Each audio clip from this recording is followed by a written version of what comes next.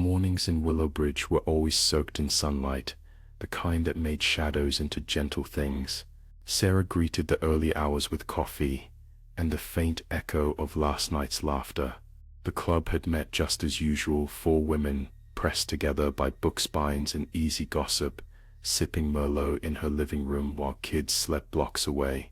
Tonight, though, silence pressed against the windows. The police had come and gone, brittle smiles, notepad scrawls, tapes across the threshold. Sarah's retelling was perfect, knitted from threads she'd practiced in her head for weeks. She spoke of the shadow in the backyard, the clicking at the window, the man in the hoodie watching their gathering for weeks, how he finally came inside. She told them how he chased Linda, cornered Kate, how the night filled with screams and red, though her hands were clean by the time they appeared. She was always adept at cleaning, at dissolving traces. The officers seemed to believe her, to want to believe her. Here in Willowbridge, where everything must stay unruffled, they flinched at the descriptions of broken laughter, twisting screams, and something savage lurking in backyard shadows where the picket fence leaned. Now, standing alone in her kitchen, Sarah could almost see their faces at the table. Linda's interrupted witticism, Kate's nervous request for more wine, Martha's disbelief melting into terror. The book club's last discussion, murder mysteries, echoed in her mind, with everyone laughing at the killer's absurdity, the assurance that real danger couldn't touch them here. She'd planned it meticulously. The text messages she'd sent from a burner phone to the others for weeks, warnings couched in anonymity, the slashed tire on her own car, the scraped message, soon on the mailbox. It all fed the fiction, wounded tighter in her neighbor's imagination. When it happened, she simply became part of her own story, letting terror carry her through the motions, tears, trembling hands, the stutter of her voice when recounting the intruder to the police.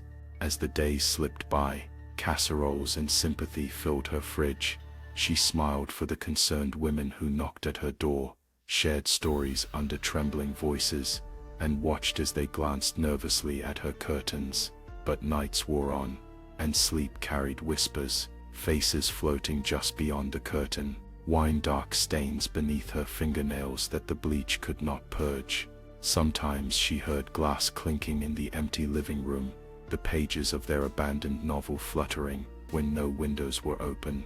Sarah caught her reflection in the living room mirror, eyes rimmed, smile tight, a twitch at the edge, half remorse or half exhilaration.